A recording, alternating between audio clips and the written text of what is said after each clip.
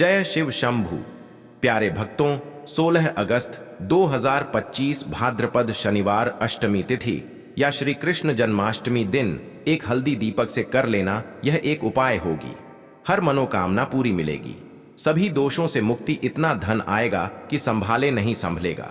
भगवान कृष्णा जी के आशीर्वाद से पूरे साल धन बरसता रहेगा। भक्तों, जैसा कि आप सभी लोग जानते हैं कि 16 अगस्त को भाद्रपद शनिवार अष्टमी तिथि पड़ रहा है। इसीलिए यह दिन बहुत ही खास है, क्योंकि देखिए भक्तों, गुरुजी ने कहा है कि जब भी भाद्रपद शनिवार अष्टमी तिथि पड़े तो आपको सिर्फ और सिर्फ एक हल्दी दीपक वाला उपाय करना चाहिए। यह उपाय इतना खास है कि अगर आपने सही मुहूर्त पर सही क्रिया अनुसार एक हल्दी दीपक वाला उपाय कर लिया, जो प्राचीन काल के समय का महा उपाय है, तो मान के चलिए भक्तों, भगवान कृष्णा जी के आशीर्वाद से आपके जीवन का कितना ही बड़ा दुख हो, उससे आपको मुक्ति मिल जाएगी। आपकी कोई भी मनोकामना हो, मान लीजिए आप नौकरी की तैयारी कर रहे थे, आपकी नौकरी लग जाएगी। आपका बंद पड़ा व्यापार चल पड़ेगा। जिस बीमारी से आप बहुत दिनों से परेशान थे, उस बीमारी से आपको मुक्ति मिल जाएगी। आपके जीवन में धन आना शुरू हो जाएगा। आपके जीवन में धन आने के सारे रास्ते खुल जाएंगे और मान के चलिए भक्तों, फिर आपको किसी भी प्रकार की परेशानी का सामना नहीं करना पड़ेगा। इसीलिए भक्तों, इस दिन आप लोगों को इस वाले उपाय को जरूर कर लेना है। भले ही आपने पूरे साल भर इस उपाय को ना किया हो, पर अगर आपने इस भाद्रपद शनिवार अष्टमी तिथि के दिन अगर इस वाले उपाय को कर लिया, तो आपको इस उपाय को करने का वह फल मिलेगा जिसकी आपने कभी कल्पना भी नहीं करी होगी। इसीलिए आप लोग इस एक हल्दी दीपक वाले उपाय को एक बार जरूर कर लेना, ताकि आप लोगों के हाथ से यह मौका न जा सके और आपको इस उपाय को करने का फल मिल सके। भक्तों, यह उपाय पंडित जी ने अपनी अभी की ही शिव महापुराण की कथा में बताया है, जो इस उपाय को आज हम आपको बहुत अच्छे से समझाने वाले हैं। इस वीडियो को देखने के बाद इस उपाय को समझने के लिए आपको कोई और वीडियो को देखने की जरूरत नहीं पड़ेगी। तो चलिए भक्तों, उपाय को शुरू करते हैं। उससे पहले है भगवान कृष्ण आपके इस वीडियो को जो भी लाइक और चैनल को सब्सक्राइब करें, उसके जीवन में कभी दुख दर्द मत आने देना। साथ ही साथ कमेंट बॉक्स में 5 ओम नमः शिवाय जरूर लिखें, ताकि भगवान कृष्णा जी की कृपा आप सभी को प्राप्त हो सके। इसी के साथ मैं आप सभी को बता दूं कि आप लोग वीडियो को पूरा नहीं देखते हो, को काट काट कर देखते हो और गलत गलत उपाय को कर लेते हो, तो आपसे निवेदन है कि वीडियो को पूरा जरूर देखें। देखिए भक्तों, यह भाद्रपद शनिवार अष्टमी तिथि का दिन यह इतना खास होता है, इतना महत्वपूर्ण होता है। देखा गया है कभी कभी बड़े बड़े पूजा पाठ अनुष्ठान से जो मनोकामना पूर्ण नहीं होते, वह भाद्रपद शनिवार अष्टमी तिथि के दिन एक छोटे से उपाय करने से ही आपकी मनोकामना पूर्ण हो जाती है। और बहुत सारे लोगों ने इस उपाय को किया भी है और उनको इस उपाय को करने का फल भी जरूर मिला है। अगर आप लोग भी इस उपाय को करना चाहते हैं, तो आप इस उपाय को पहले अच्छे से समझ लेना, सुन लेना, उसके बाद करना। आपको इस उपाय का फल जरूर मिलेगा और इस उपाय को कर लेने से आपके घर में चाहे किसी भी प्रकार की दुख और समस्या क्यों ना चल रही हो, आपको उसका कारण भी नहीं पता है कि भाई यह समस्या किस कारण से चल रही है। उसका कुछ भी कारण हो सकता है, जैसे पितृदोष हो सकता है या किसी भी तरह का मंगल दोष भी हो सकता है। तो इस दिन आप लोगों को यह वाला उपाय कर लेना है। यह एक ऐसा उपाय है जिस उपाय को अगर किसी विशेष दिन पर किया जाए, तो भाई उस विशेष दिन का जो है वह तो हमें मिलता ही मिलता है। पर हमने उस दिन पर इस एक हल्दी दीपक वाले उपाय को किया है, तो हमें उससे भी बड़ा फल मिलता है और फल बहुत जल्दी मिलता है, क्योंकि आप इस उपाय को बहुत ही बड़े और विशेष दिन पर कर रहे हो। तो चलिए अब उपाय के बारे में बात करते हैं, लेकिन उससे पहले आप लोगों को यह जानना आवश्यक है कि आखिर यह उपाय किस समय करना है, किसको करना है और कैसे करना है। तो चलिए हम आगे आपको वीडियो में एक एक करके बता देते हैं। तो भक्तों, इस एक हल्दी दीपक वाले उपाय को हमें इस भाद्रपद शनिवार अष्टमी तिथि के दिन कैसे करना है, किसको करना है, किस समय करना है और कहां पर करना है, यह सारे सवालों के जवाब आपको इस वीडियो में मिल जाएंगे। और जो यह वीडियो देखेगा भाई, उसको एक हल्दी दीपक वाला उपाय जरूर करना चाहिए, क्योंकि इस दिन शत्रुओं और किसी भी दोष किसी भी बीमारी से मुक्ति पाने के लिए एक हल्दी दीपक का बहुत ही बड़ा और विशेष महत्व होता है। और जब बात आ जाए एक हल्दी दीपक की, तो यह सोने पर सुहागा वाली बात हो जाती है और यह एक बहुत ही बड़ा उपाय हो जाता है। अब भक्तों, इस एक हल्दी दीपक वाले उपाय को आखिर करना किसको है? सबसे पहले हम लोग वह बात जान लेते हैं। तो देखो, घर की जो बड़ी माताएं बहनें होती हैं, उन माताओं बहनों में से कोई भी एक बड़ी माता बहन इस वाले उपाय को कर सकती है। और भक्तों, अगर आप चाहे तो अपने घर में से सभी सदस्यों को भी इस उपाय को करवा सकते हैं। अगर किसी व्यक्ति की खुद की कोई मनोकामना है, खुद की कोई दुख और परेशानी है जो कि वह अपने लिए ही करना चाहता है, इस वाले उपाय को तो वह खुद अपने लिए भी कर सकता है। बाकी अगर कोई घर में से ऐसा है जो कि अपने पूरे घर परिवार की सुख और शांति के लिए यह वाला उपाय करना चाहता है, तो भाई वह भी कर सकता है। उसमें भी कोई दिक्कत वाली बात नहीं है। कहने का मतलब यह है कि इस उपाय को हर एक सदस्य भी कर सकता है और पूरे घर परिवार के सदस्य के लिए घर की बड़ी माताओं बहनों में से कोई एक माता बहन भी कर सकती है।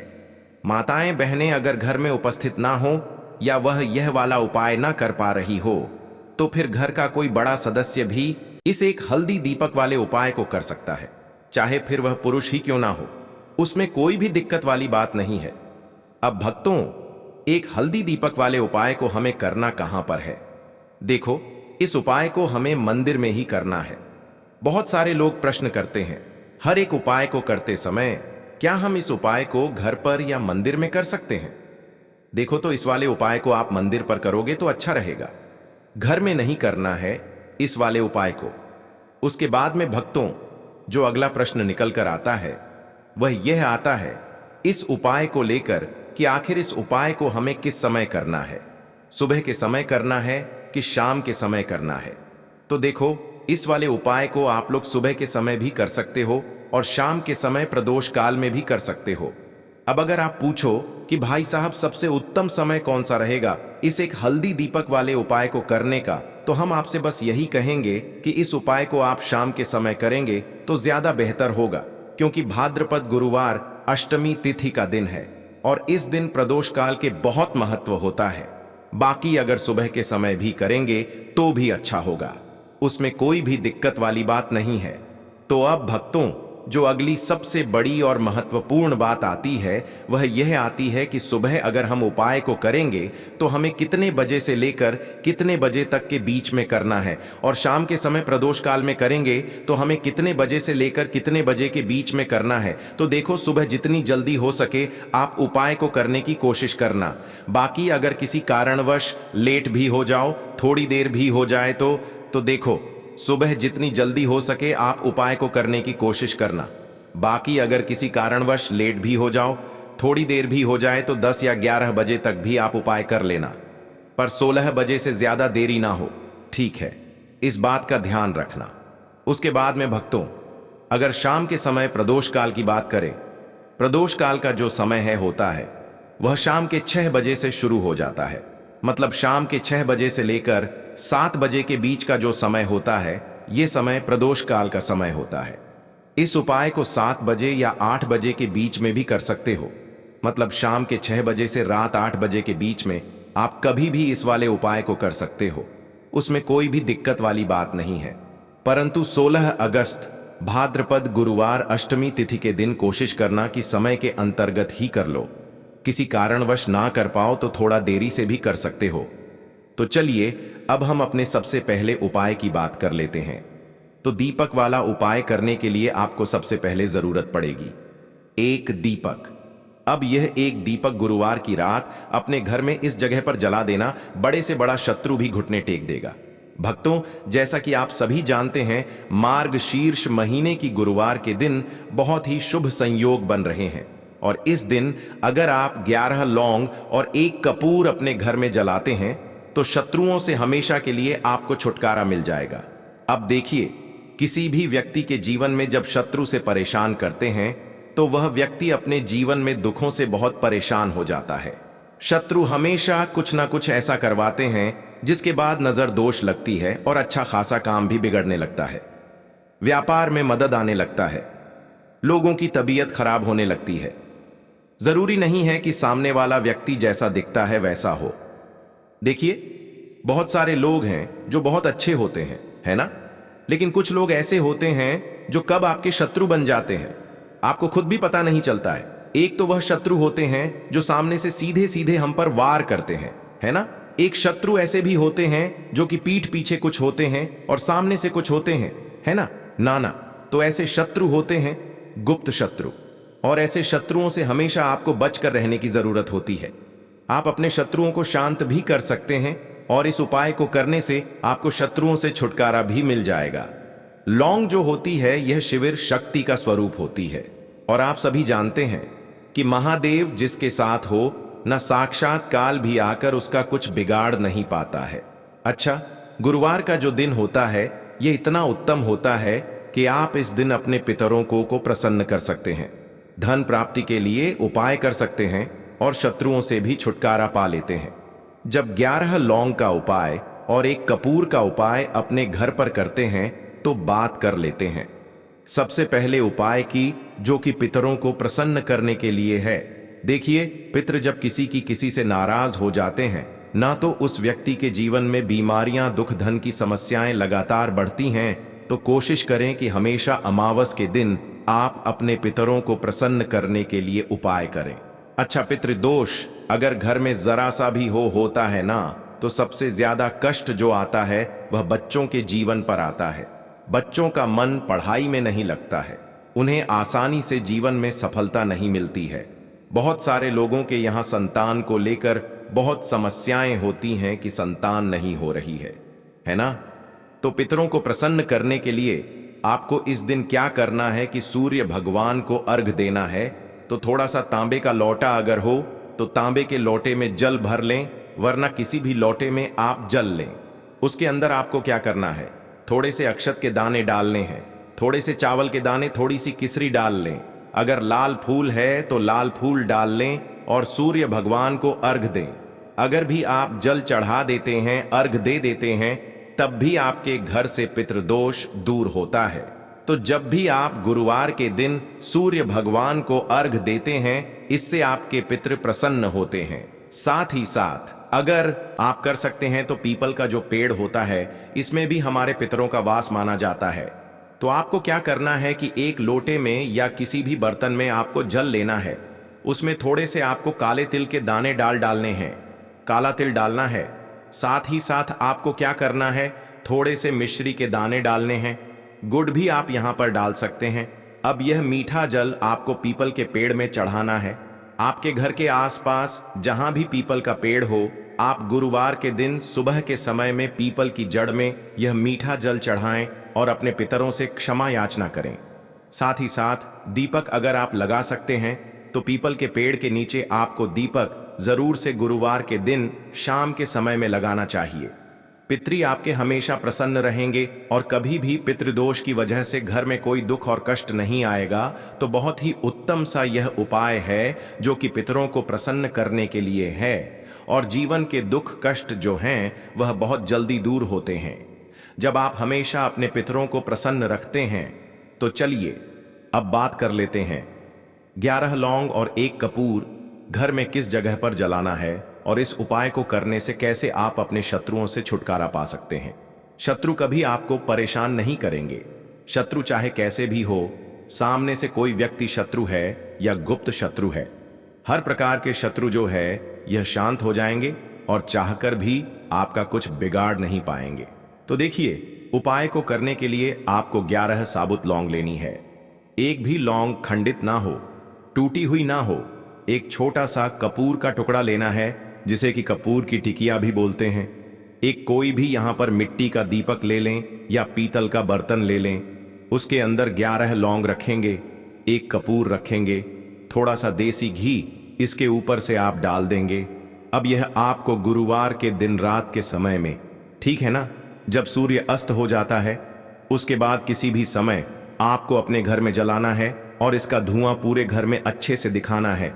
जितने भी कमरे हैं, जितने भी रूमर्स हैं, बरामदा, आंगन, ठीक है ना, बालकनी, जो भी आपके घर में है, सभी जगह पर आपको इसका धुआं अच्छे से दिखाना है। और साथ ही साथ आपको महादेव का ध्यान जरूर करना है।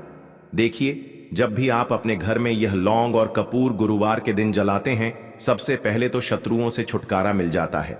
कोई भी शत्रु कुछ भी करता है, वह आपके घर तक चीज नहीं पहुंचती है, आपका कुछ नहीं बिगड़ता है। दूसरी चीज कि जब भी लौंग और कपूर आप जलाएंगे, आपके घर पर कोई संकट नहीं आता है, आपके धन पर कोई संकट नहीं आता है, घर में कोई परेशानियां नहीं आती हैं और हमेशा आपके घर में सकारात्मक ऊर्जा बढ़ती है, पॉजिटिव एनर्जी बढ़ती है, जिसके बाद आपके घर में धन की देवी माता लक्ष्मी वास करती है। लौंग और कपूर जिस घर में कोई भी व्यक्ति जलाता है, विशेषकर गुरुवार के दिन, तो ऐसा समझ लीजिए इसके बहुत चमत्कार हैं, बहुत ज्यादा लाभ है। तो कोशिश कर कि गुरुवार के दिन रात के समय में किसी भी समय आप अपने घर में 11 लौंग और 1 कपूर जरूर जलाएं। शत्रु जो हैं वह घुटने टेक देंगे और आपका कुछ नहीं बिगाड़ पाएंगे। साथ ही साथ धन की वर्षा भी घर में होगी और धन से जुड़ी जितनी भी समस्याएं आपके जीवन में आ रही हैं, बहुत तेजी के साथ आपके जीवन से दूर होती चली जाएंगी। तो चलिए अब बात कर लेते हैं अपने तीसरे उपाय की। और तीसरा उपाय है धन वर्षा के लिए और धन को बढ़ाने के लिए। बहुत सारे लोगों की यह समस्या होती है कि पैसा बढ़ता नहीं है। पैसा तो आता है घर में, लेकिन पैसा बढ़ता नहीं है। या कुछ लोग ऐसे भी हैं जो कहते हैं कि पैसा बढ़ेगा, तो तब जब घर में पैसा आएगा, बिल्कुल से पैसा आना बंद हो रहा है। व्यापार दिन पर दिन खराब होता जा रहा है। नहीं समझ आ रहा, किसी ने कुछ करा दिया है, या फिर घर में कुछ ऐसा है, वास्तु दोष है, नजर दोष है, जिसकी वजह से घर में तरक्की लोगों की नहीं हो रही है। ठीक है ना? बिल्कुल व्यापार धंधा सब बेकार होता चला जा रहा है। जो भी व्यापार कर रहे हैं उसमें लगातार घाटा हो रहा है। तो यह उपाय आप करिए गुरुवार के दिन, और फिर इसका चमत्कार खुद देखिए। चाहे व्यापारी हैं आप, कोई बिजनेसमैन हैं, दुकान है, आपकी हर प्रकार के काम में लाभ ही लाभ मिलता है। जब इस उपाय को आप करते हैं, आपको क्या करना है, 2 फूल वाली लौंग लेनी है, 1 लाल फूल लेना है, गुलाब का फूल भी आप यहाँ पर ले सकते हैं। उसी गुलाब के फूल में यह 2 फूल वाली लौंग रख देनी है। 1 देसी घी का दीपक आपको जलाना है, लंबी बाती का। अब यह दोनों चीजें लेकर अपने घर के मंदिर में आपको बैठ जाना है। शाम के समय में, गुरुवार के दिन शाम के समय में, जब सूर्य अस्त हो जाता है, सूर्य छिप जाता है, अब आपको सबसे पहले देसी घी का दीपक जला देना है, माता लक्ष्मी के सामने और भगवान विष्णु जी के सामने। ठीक है ना? 1 देसी घी का दीपक जला देंगे और जो लौंग और फूल आपने लिया है, यह अपने सीधे हाथ में आप रख लेंगे। अब आपको माता लक्ष्मी से अपने जीवन की समस्याओं को कहना है कि मेरा काम नहीं चलता है, मेरा व्यापार अच्छे से नहीं बढ़ता है, मेरा धन नहीं बढ़ रहा है, मेरे पैसे में बढ़ोतरी नहीं हो रही है। जो भी दुख है, जो भी पैसे को लेकर समस्याएं जीवन में है, सब कुछ आपको माता लक्ष्मी और श्री हरि विष्णु से कह देना है। ठीक है ना? इसके बाद आपको मंत्र बोलना है 11 बार, ओम नमो भगवते वासुदेवाय नमः। 11 बार यह मंत्र बोल देंगे और फिर वह फूल आपको माता लक्ष्मी को अर्पित कर देना है, उनके सामने चढ़ा देना है। चाहे मूर्ति है, आपके घर में माता लक्ष्मी की कोई भी तस्वीर है, प्रतिमा है। फिर आपको क्या करना है कि अपने घर के मुख्य दरवाजे पर भी 2 दीपक जरूर जलाने हैं।